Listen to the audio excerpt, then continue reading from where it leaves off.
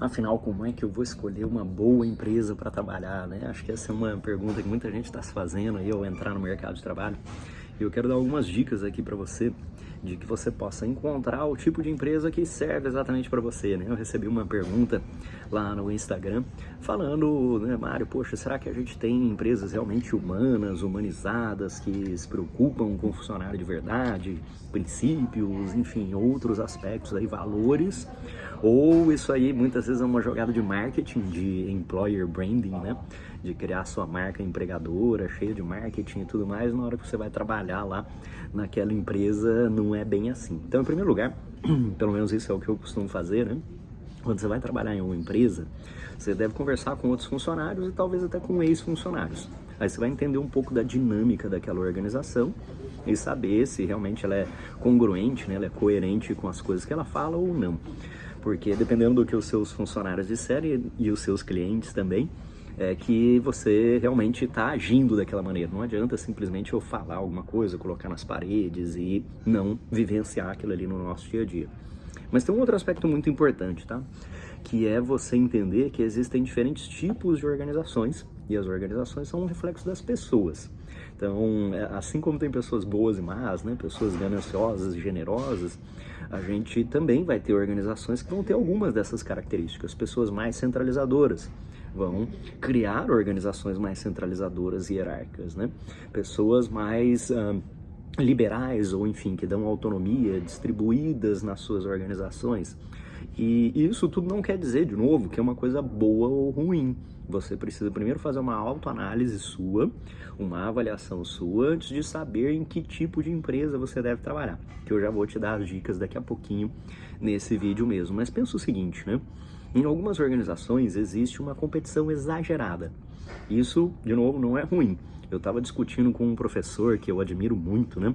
Professor que está aí há mais de 50 anos dando aula nas principais universidades aqui do Brasil e falando um pouco sobre essa questão, né? Será que a gente deveria afrouxar as metas e ser mais inclusivo, né? Ter mais entendimento das pessoas? Ou será que a gente deve apertar mais as metas e mandar as pessoas que não estão performando embora, né? Isso são perfis de organizações. Se você pegar algumas organizações ultra competitivas, como por exemplo as maiores consultorias do mundo, né? Você foi na Price, por exemplo, McKinsey, né? Tem até os livros que falam sobre as culturas dessas empresas. Elas têm metas extremamente agressivas. O ritmo de trabalho é enorme, é isso, vai trabalhar 60, 70, 80, talvez mais horas ainda por semana. E você vai ter bônus muito mais acelerados também. E as pessoas que não atingem os resultados são mandadas embora. Então você pode ser excelente, como são algumas escolas de MBA dos Estados Unidos ainda mantêm isso. Então você entrou na melhor escola de negócios do mundo. Você, obviamente, é uma pessoa muito boa, né? E você tá no último quartil, ou nos últimos 10%, né? Os últimos 25%, ou os últimos 10% da sua turma. Você é mandado embora daquela escola de MBA, né? Olha só que absurdo, vamos dizer assim, né?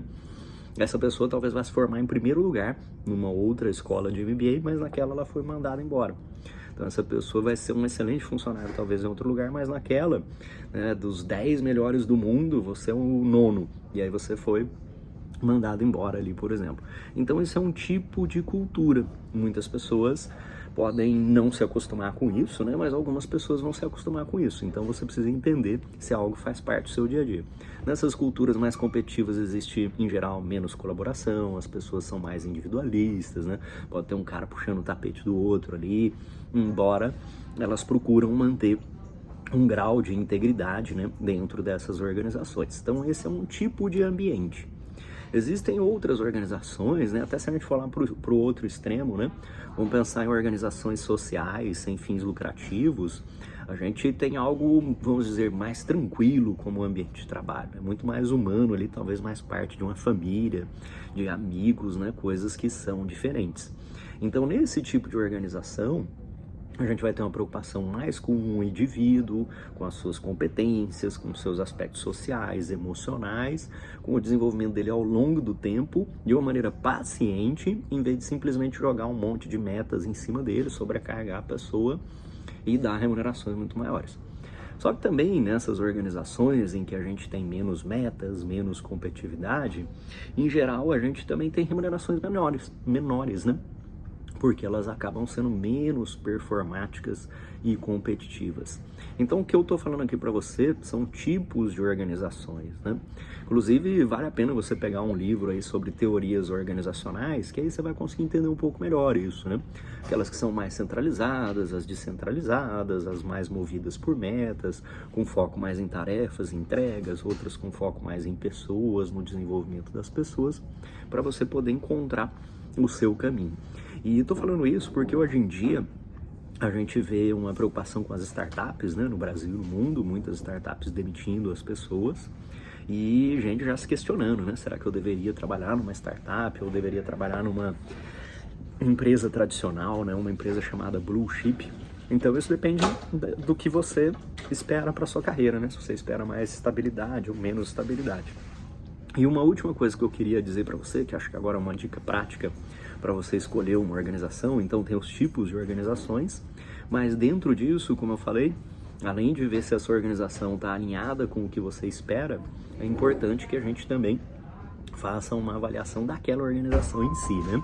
Se ela é saudável, se ela vamos dizer assim, se ela também é do bem, vamos dizer assim, para você não estar indo para um lugar fazer coisas contra o que você gostaria, né? A gente vê vários escândalos por aí, escândalos recentes e que sempre se repetem, de empresas que muitas vezes não estão muito preocupadas com o cliente, estão entregando coisas que não têm qualidade, fazendo até mesmo coisas desonestas, e isso vai atrapalhar muito a sua carreira.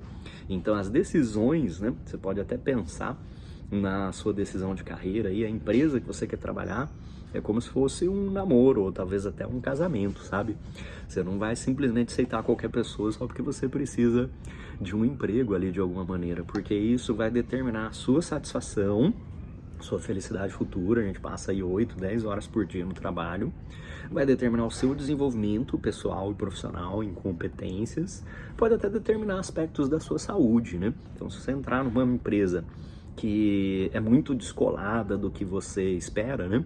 Então, se você vai ter uma empresa muito competitiva e você não gosta daquele tipo de ambiente, isso vai criar uma pressão psicológica muito grande em você e você vai acabar não se desenvolvendo. Então é isso, entenda que tem diferentes tipos de organizações, recomendo leitura de livros sobre teoria organizacional, vai fazer você entender um pouco como navegar nisso, né, política organizacional.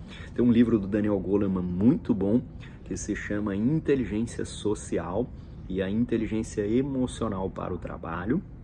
E aí você vai poder realmente encontrar uma empresa que se encaixe nos seus objetivos, aí no seu perfil. Nenhuma empresa vai ser perfeita, mas a gente também não precisa se contentar com algumas das péssimas empresas que existem por aí, né? Consulte Great Place to Work, consulte Glassdoor, fale com ex-funcionários, fale com funcionários da empresa, para você também não entrar numa roubada. É isso aí, um grande abraço, deixa aí seu comentário, né, em relação à sua empresa, se é uma boa empresa, né, como você faz para escolher uma boa empresa, marque seus colegas e eu vejo você num próximo vídeo.